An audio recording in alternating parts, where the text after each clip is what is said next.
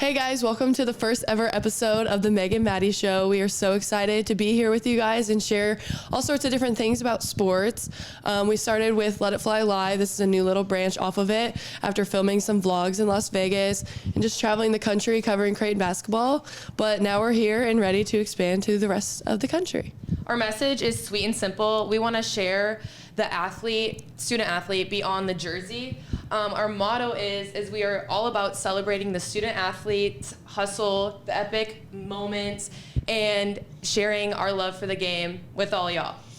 Yeah, so we just want to share a few things about ourselves. Meg can start with a little intro. I am Meg Miklish. I am from Plover, Wisconsin. I just graduated Creighton with 2 degrees in management and marketing. I also played softball there. I probably had a little bit of a different journey than the typical college athlete. I started at a small D1, UW Green Bay, and then I transferred to a JUCO, Madison College, and then I spent my last 2 years here at Creighton, which Creighton is an amazing school. I grew up playing sports 24/7. I played volleyball, softball, gymnastics, and hockey, and I grew up around amazing athletes too. My older sister, Allie, she played at UW-Madison and then transferred to Clemson for her 5th year. And my little sister is still playing at DePaul, and I'm excited to support her through the rest of her journey. And now I get to work with one of my best friends. So this has really been one of the best opportunities to date. Yeah, and I'm Maddie Worth. I'm from Indianapolis, Indiana. I'm going to be a senior at Arizona State University, and I study sports business. I lived in Indiana for a large majority of my life. Then I moved to Arizona, and then I moved to Omaha for an internship, working here, building this place on the marketing team as a social media manager, which now I've given that job to Meg. I've grown up playing soccer my whole life. My dad was a baseball coach growing up. My brother played every sport under the sun, so I spent a lot of days around a lot of different fields, like Meg. And I'm just happy to be here. We knew from a very young age that this is something that we wanted to pursue forever as a career. There's so much behind sports, student athletes and whatnot, so we're so excited to share it with all of you. We have our first ever guest today.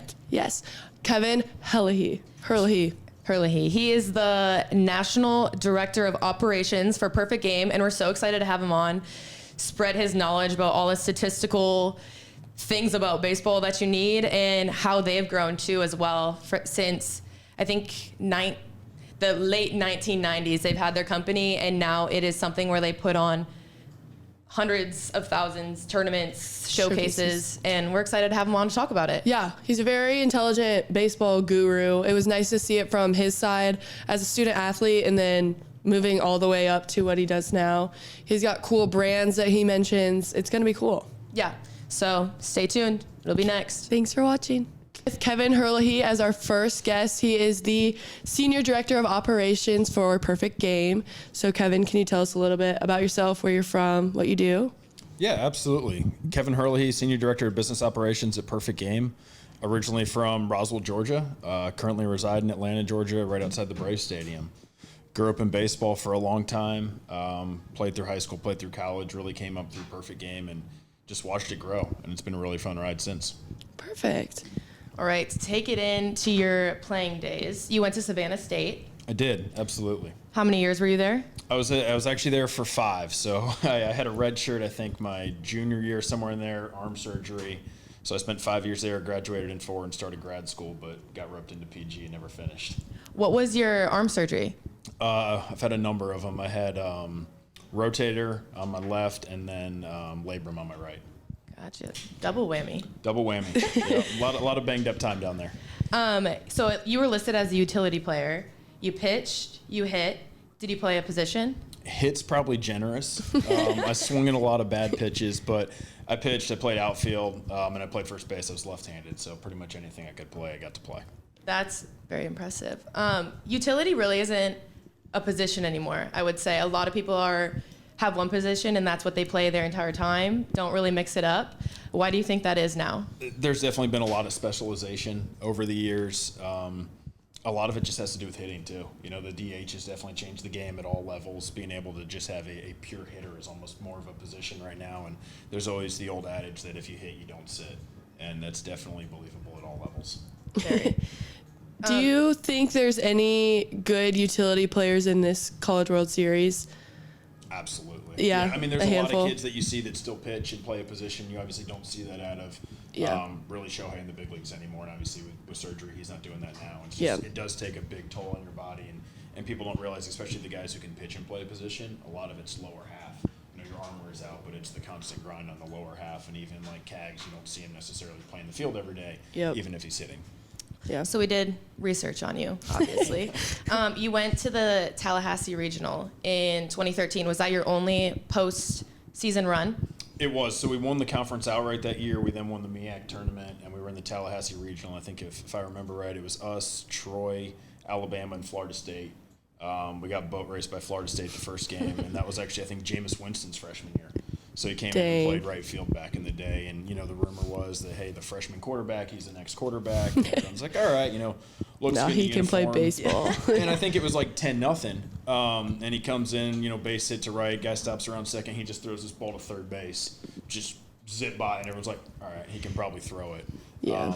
Fun fact on Jameis, he actually stole home in the Perfect Game All-American game back in the day. I think it was 2010, somewhere along there. So big connection. Yeah, he was a Perfect Game All-American. Things you'll never forget. Yeah. Exactly. So playing in Perfect Game, did you ever play against him? You think? I don't think so. I think he was a little bit younger than me, by 3 or 4 years, so we probably never matched up in Perfect Game. Okay. Obviously, college, you kind of mix all the years together. So Yeah. That's the only time. And you were a Perfect Game 2009 grad? Correct, yeah. 2009 out of high school. How many years were you playing Perfect Game before you started working? Really all of them. So Perfect Game started in 93 out of Cedar Rapids, Iowa. Depending on who you ask, it might be 95 on paper. They started running a lot of the events down in Atlanta at East Cobb in the early 2000s. And then obviously growing up in that area, it was 15 minutes from my house. I played on a lot of the top East Cobb teams. So really any event that was there, I was able to play. And so at my time, where you might see kids today where they play in 60 to 100 events, I think I played in 15 or 20, and that was a lot back then. So basically any event that was going on that was Perfect Game at my age, I was probably playing in it. Gotcha, just continuing to expand. Absolutely. So you've worked with Perfect Game now going on 13 years. Somewhere in there, yeah. I think 2011, so 13 years. It's been a long time. Started part-time while I was in college and really just kind of worked my way up. You've had a lot of roles with them, 5, I've counted. Okay. What one was your favorite one? They're probably all ongoing at this point. I think the titles may change, but responsibilities really don't. It's one of those jobs you never necessarily know what you're going to do that day, and I think that's what makes coming to work so fun. We get to see baseball. We get to see all the top players. I think we've had over 2,100 players come through Perfect Game and play in the major leagues. That's not drafted. That's in the major leagues today. That's amazing. It really is a fun ride.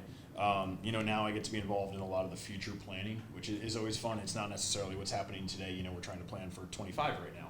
Mm-hmm. And it's what can we do to grow the ecosystem, make it a better opportunity for the kids to showcase some things. And that's probably the most important thing for us, is just allowing the players to use our platform. And actually, we want you to tag us on social media. We want to post on TikTok. We want to make these players have a brand, especially with college and NIL. I know you just graduated. There's a real chance for these players to make money now with, Florida just passed the NIL for high school players. There's a real chance for these players to make money, not necessarily going professionally, but going to college, and that's really exciting. Yeah. How do you feel about the NIL in high school? Do you think that is going to help these athletes kind of brand themselves for college, or do you think it's going to hurt them more than anything? I think there's a lot, there's a lot of things at play. I definitely wish it was something that I got to grow up doing it, because it's exciting. Obviously you have a chance to make money. You don't have to go get the summer job at the restaurant. You can build your brand and do that. With that comes some maturity needed, and a lot of the players don't necessarily have that today. But I think there's a good avenue for financial literacy, which is something you don't necessarily see enough about right now. And I think it opens a lot of doors. Anytime that a player has to potentially better their life and their family's life down the road, I think it's going to be a good thing, but it definitely is going to take governance and just learning right now. And I think we're kind of seeing that in college sports today, of players bouncing back and forth. And where it's going to settle, I don't think anyone knows, but it's definitely a positive step for all the athletes coming up. It's a good point. We were just talking with the Tennessee baseball team yesterday about financial literacy, because when you do get drafted, a lot of those major league teams do offer that, but a lot of those colleges should be offering that, and some of them don't, and then they get out of college and maybe their career, or they get hurt, and then they're stuck. Yeah, and you blow through that money so fast. I would. People don't realize someone to that teach me. Just because you get a big signing bonus, 60% of it might be going to taxes. Yep. Yeah. It's not cash in pocket. It's what's going in your 401k. What are you investing in? What assets do you actually have? So it's good. There's a lot of misinformation out there, and it's really getting your hands on the right information is important. And I think there's a lot of assets that we're looking to provide players over time that they're able to really be and look to Perfect Game for guidance. Direct guidance at that. Speaking about that, what strategies do you employ for player scouting and recruitment, like to ensure that someone's going to fit with like a team's culture or goals? So we're probably a little different in that. Perfect Game's more of the unbiased platform. We've obviously got scouts, 30-plus scouts in many of the states that are very well connected. Jared Goodwin and Greg Sabers basically head up our scouting department. Jared was the head coach at FTB for a long time, which is one of the Florida Travel Baseball, one of the travel ball orgs around, and actually had the #1 recruiting class when he was at FIU. Gotcha. So a lot of these guys are connected, and people want to understand who's the actual person behind it. I think what you'll see from Perfect Game is a much more positive spin on it of what can they do on the field. Here's the metrics. You go make your decision. We're not necessarily the college placement service. We obviously have that with NCSA and that relationship. But I think that's up for the college recruiters to decide is what are they really looking for? One of the things you hear a lot is they don't want the parents that are necessarily a problem, especially with all the NIL stuff. There's a lot more headaches that the college coaches have to deal with today than they did 10 years ago. Yeah, so like off of that, what are some values that Perfect Game presents that you're most proud of? I think it's the platform. What we're able to do to really showcase players in a positive light. Like I said, whether it's the profiles, the streaming, the highlight clips, we want to basically highlight the good things that a player does and show where their talent can take them. Yep. So do you attend a lot of the showcases? Definitely been to a lot. I've run many showcases. We have the national showcase, which is basically the top 400 rising Caesars coming up, and that's at the Diamondback Stadium out in Arizona.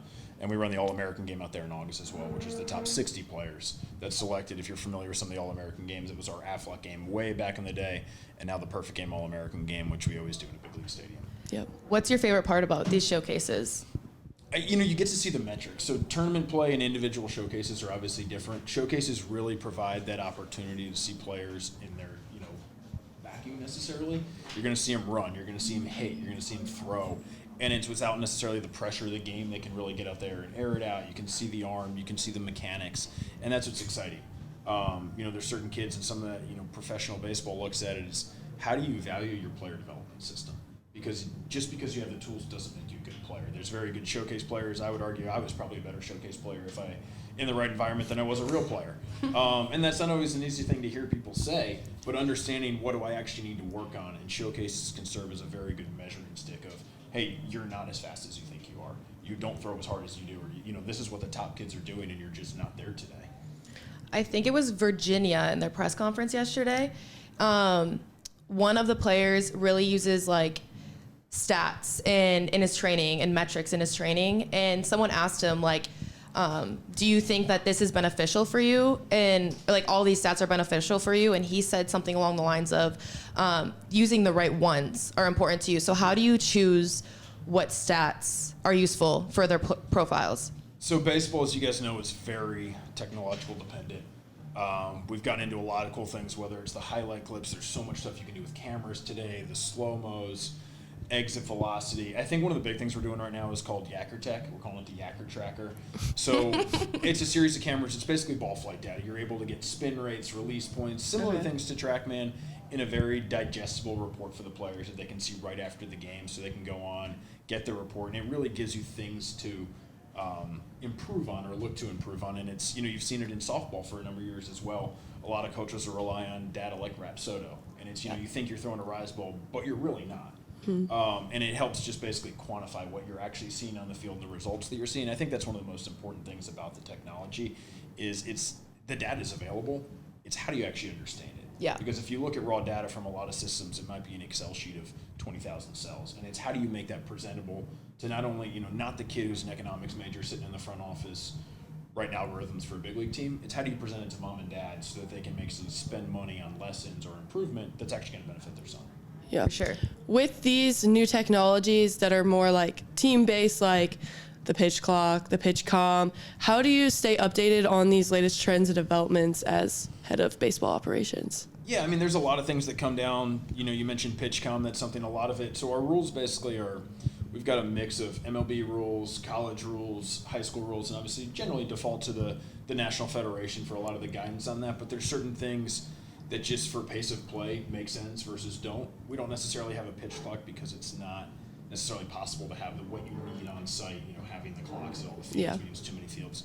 But the thing along the lines of being able to know what's coming out. You see it at the conventions, you see ABCA and all the rules updates. So staying on top of it, a lot of times you may hear it from a coach or know what's in the pipeline, but there's a lot to stay on top of, that's for sure. Yeah.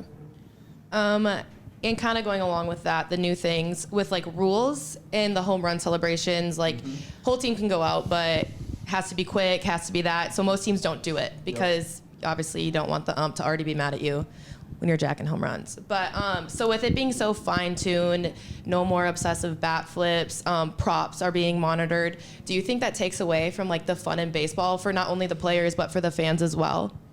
It depends. I think a lot of it's situation. Depending, we're watching the Clemson Florida replay right now, and obviously there was a big issue with the celebration. Sometimes the emotions just take over, and that's really what's become part of the game today. And I think that's helped MLB's obviously reduce game times, and I think a lot of that has really brought in that younger level of player. And I think one of the things we're looking to do is just make baseball fun. Yeah. So I don't think it's a one-word answer, and I don't think there's a situational thing. I think it is situational. Yeah. It just depends where you're at in the game. It depends what's happened leading up to it. If there's been chippiness already, does it need to be monitored? Probably. Do we need kids getting hurt on bat flips or home run celebrations? Absolutely not. You never want to see, you see it in the big leagues. They celebrate, guy breaks an ankle because someone steps on it by accident. So there's definitely a medium ground in my opinion. Yeah. How many of these players in the College World Series, if you had to estimate, were perfect game kids? I would guess probably 90% plus. Okay. And you shared with us the tidbit about Gavin. Can you share it with us again now that we're on camera? Yeah, absolutely. So shout out Reagan Gallagher, one of our actual employees. Her brother is on UNC, hit the Grand Slam, and I think it was the Super Rare Regionals actually, walk-off Grand Slam there. So it's pretty cool. I know UNC Baseball posted a photo of him today, I think, sitting in front of the statue, probably at Rosenblatt at age 7. So he's obviously awesome. here. He's one of the star players. I know Reagan and her family are here. I mean, that's really cool. Yeah. We're just, we've all been, the group chat's been blowing up every time there's a close game in UNC. So it's definitely a close-knit family there. It's really cool. Is that your fan favorite then? I think it's got to be. Right? Yeah. I don't have a horse in the race, but it's got to be. We've got a lot of friends on all sides, so you're really hoping for a lot of the coaches that you've grown up at different places. You really hope everyone does well, and obviously the best team wins. Is that who you have winning it, or who do you have winning it? I think I said it before. I think it's going to be Tennessee this year. Tennessee. So I'll stick with it. A number 1 seed team hasn't won since 1996. That's 1999. though, right? I know. Well, they asked him, one of the Tennessee's journalist raised his hand in the press conference and said, all right, so the stat says the number 1 team hasn't won since 1999. Like, what do you have to say about that? And I think it was Drew Beam. He walked up to the mic and he goes, numbers are just numbers. And he just laughed. He's not wrong. And I was like, He's probably here so he doesn't get fined, right? yeah, and he just sat back down and everyone was like, okay. But I was like, why would you ask that? Ask the coach. Not going to make him feel good about himself. But, okay, preview of the College World Series from your eyes. I mean, I think obviously being a Southeast guy myself, ACC, SEC is pretty cool. I think it would have been really cool if they could have matched up where it was all ACC, SEC first round games. I think that's cool. It just shows the level of talent in a lot of those hotbeds is very, very strong. Which conference do you think is going to come out on top? SEC. Yeah, I think so too. They've won the past handful, so. It's going to be the SEC. Who is your Mount Rushmore of baseball that you have seen play? That I have seen play. You've watched a lot of baseball. We'll give you a second. Yeah. We'll give you a second. Let's go with how many people are in Mount Rushmore. Is it 4? Yeah, Is that about right? I believe so. I hope so. Maybe 5. Okay. I think it's 4. I think we'll go with 4. How's that? We'll go with 4. I'm going to put my buddy on there. Okay. Mainly because he made it. Very small school guy, Kyle McGowan, slider guy for the Nationals. Shout out Kyle. We've been, best friends for a long time. So that's been pretty cool. I'll say Brennan Rodgers. Rockies, he was just coming up. He was absolutely insane. It was just next level watching him come up. Dylan Cruz, same thing. Almost the same. He was fun. Same look, same vibe, everything like that. Obviously a top prospect now, so he's been really fun. And the last one would probably be Jay Groom. Red Sox left him. He was just absolutely electric. And I'll throw a 5th in there, and it was probably Ian Anderson of the Braves. Same thing. Just absolutely dominant high school player, electric stuff in high school. That's awesome. You didn't even need a thought. I think you had Amy that had the one explanation in your ready. head already. Yeah, I've definitely watched enough baseball Yeah. today. So With the fun stuff, what is the most memorable baseball game you've either been a part of or gotten to watch? most memorable game, probably the Braves World Series game. The last one I was at was Soler and Swanson went back to back. I think the That's Braves what I were down 2-1 and ended up winning 3-2. It was like the 7th inning, so I think it was game 4. We had a pretty good time. Swanson's a favorite of mine. Yeah, it was tough to see him go, but I think it was really good payroll-wise for Yeah. the Braves. I mean, they're getting pretty good bang for their buck for about $17 million less a year. Well, it worked out too because his wife is now playing for the Chicago women's I team. saw, and I told you guys the sports card story. I think there was a joint card coming out with her throwing out the Oh. first pitch or something. Oh, like yeah, that. yeah. Mallory Swanson That's so and Dansby cool. picture. And he had the shirt on that Yep. says, "My wife is good at soccer" or something like that. And a I was like, funny "Your one. wife is very good at soccer." But This is your first time ever at the College World Series, which is It is. crazy. It is. I know it's always been one of those. Obviously, growing up, you want to play there, and then there's always the disappointment of you don't get there. But yeah, no, it's really cool. We're excited to be here. We've got a great setup. We've got great partners here. It's exciting. What are some of the things you did while you're here? Because he leaves tomorrow. I'm leaving tomorrow morning. We've done Rocco's. We found some really good local restaurants. We obviously did the Fan Fest. We went in and checked out a little bit of practice yesterday when Florida State was in there just to see the stadium. We're going to go watch Florida State, Tennessee tonight. And we put up a lot of slat wall. So we built a lot of stuff in our merch setup. Do you want to plug your merch right now? Tell them where you are, what you have. Yeah, absolutely. We've got the Perfect Game booth in Omaha Baseball Village. We've got custom Yeti engraving going on right now. So if you buy a Perfect Game Yeti, get it custom engraved through the end of the weekend. We've got Turtle Box, which is a fantastic waterproof speaker. Perfect Game merch. Omaha branded is there. One of the big things we're excited about is the Soldier Tank. I think Jeff Evans, the CEO of Soldier Sports, will be on later this week. So Perfect Game's official metal bat is not out. We've got BB Core, -5, -8, -10 of youth. Everything we've seen testing-wise, the bat jumps, the ball jumps off it. So we're definitely excited. The color schemes are crazy. we'll have to get over there. Yeah, we'll have you to gotta look see at one. them. We've got pink and blue. I would and then like that there's some one. Yellow, green, pink. I mean, it's everything the kids are wearing. I think they've seen them on TikTok You've probably seen them. Definitely. on the You've giveaways. probably seen them. They've been giving away the Exit Velo Challenge. They're giving away Okay. a free bat every day to the top Exit Velos. So the first 2 got given out yesterday. I want to And- go. Do you think I would win it? Yes. Yes. I think we'll have our own category for media. Okay. You guys will be the ones in there and probably have it covered. And then we actually lost our own sunglass line yesterday. So we've got 6 pairs going out. The first 600 pairs are in circulation. And I think the second we put them on the shelf, we sold our first pair. So that's exciting. stuff That's as so well. exciting. That's very Congratulations. Thank you. I think our last few things are, what's your favorite ballpark that you've played at? That I've played at? Oof. And Ben too. Yeah. Into probably Fenway. Fenway? Probably no doubt. Fenway sitting on the monster. One of my buddies was pitching for the Royals that day, so that was pretty cool. Played at probably the Savannah Banana Stadium now. There's the old St. Anne's bucket when I was list. in Yeah. college. Got a buddy who's on the team of the Bananas now, actually on the Party Animals, so that's cool. But we played there, back when there was like 100 people in the stands. Type Yeah. deal. I think we played Mercer there every year. So it's definitely, they fixed it up because the St. Anne's were having a hard time getting anyone there outside of Thursday, and now they're selling out all summer, and they're selling out big So league stadiums. cool. It's crazy. What Yeah. they're doing is cool. Okay, you're at Fenway and you're hungry. What are you getting from the concession stand? dog. Hot dog? Plain Always. hot dog. No mustard? No mustard. No ketchup? Plain hot dog. I know. I think that might That's be criminal. bold. That's really dry. Yeah, it's dry. What are you But you drinking have, like, a with Coke? it? Yeah. A beer? Probably. Yeah, okay. For sure, a beer. Something to wash it down. All right, guys. I'm Maddie Worth. And I'm Meg. We are here with Kevin Herlihy, and we are so thankful that he came in as our first guest as the Perfect Game Senior Director of Operations. Thank you, Thanks, Kevin. Thanks for having me, guys. Yay. Appreciate you. Perfect. Yay. That was good. Thank you, Kevin. That was amazing. He has so much knowledge to share and so many cool friends. Yeah. So many cool friends. But now on to the preview for the games today. Yeah, so we have some awesome matchups between Virginia versus North Carolina at 1, and then Tennessee, Florida State at 6. I had the pleasure of sitting in on the press conferences during media day yesterday. Some fun little stories to share with you. And Meg and Colby, our intern, did some statistical work behind the previous matchups and how they're going to score up today. So game 1 preview at 1 p.m. is Virginia versus North Carolina. It's an ACC crossover. When they played in the conference season, the conference series went to Virginia, who won 2 of 3. And funny enough, they have the same overall record at 47-14, which crazy. A little bit more about Virginia. This is their 7th College World Series. They have 6 guys returning from last year.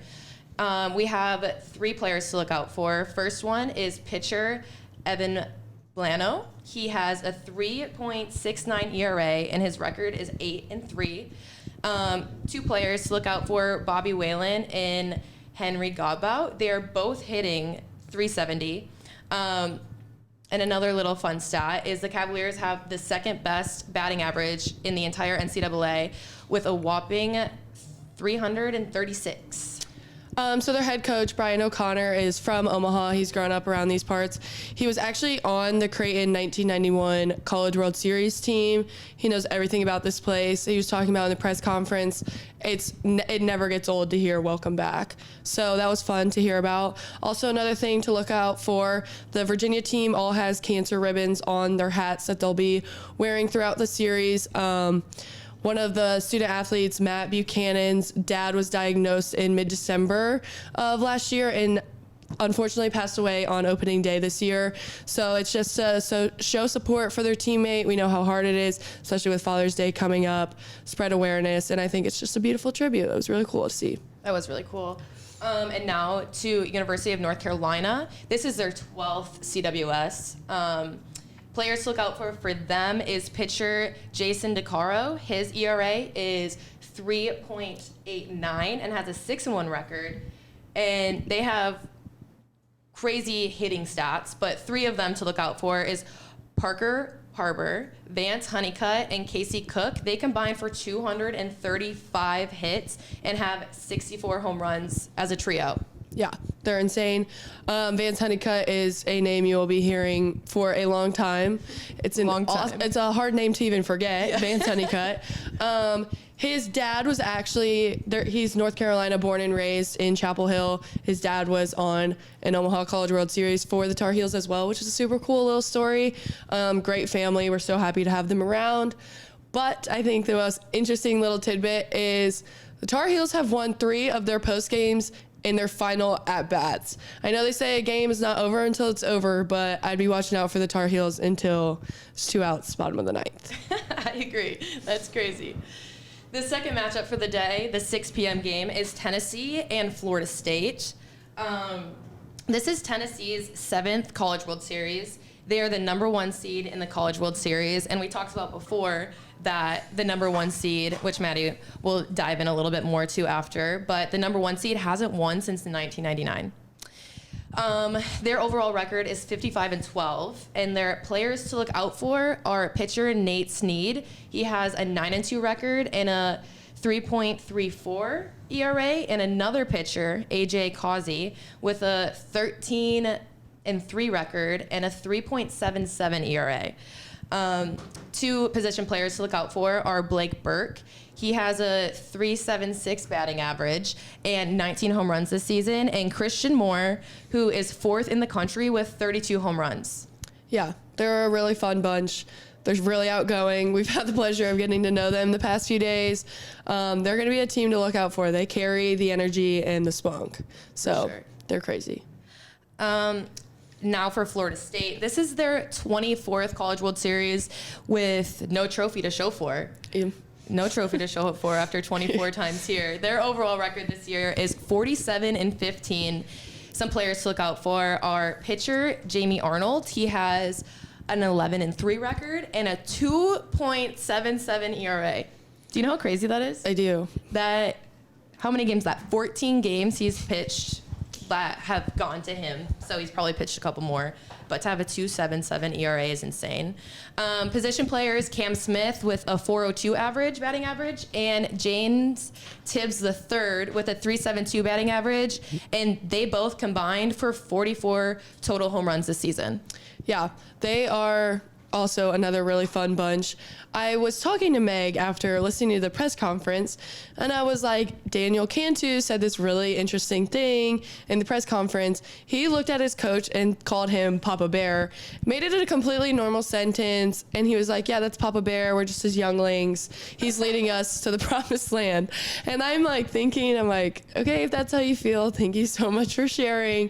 No, I am scrolling on my TikTok later that evening, and NCAA baseball gave him that word to incorporate into his press conference. So it was just a really funny thing. I love that they're still having fun during the College World Series. So yeah, no, me and Maddie were winding down on the couch, and I didn't go to any of the press conferences, but Maddie did. So she scrolls through, and she's like, wait.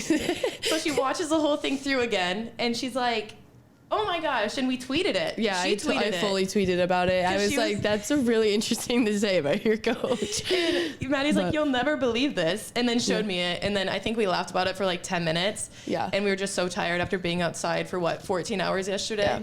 We giggled and went to bed. Yeah, he was a really good sport about it. He was giggling. Like I'm saying, a lot of these teams still know how to have fun, and I'm glad that they're experiencing the magic of Omaha, because some of these teams haven't been here before. I mean, we've seen like Virginia's back again, Texas A&M is always back. So I'm glad that they're enjoying it, because it's a great place to be at around this time of year. Yeah, well, this is it for this show. I want to thank Colby for writing the game previews, our little intern. Not little. Don't call him little. And Matt for coming to produce this, and Kevin for being on our show. Yeah, Kevin was awesome. I can't wait to plug his stuff. Yeah, we'll catch you tomorrow around this time. Thanks so much for watching. Bye.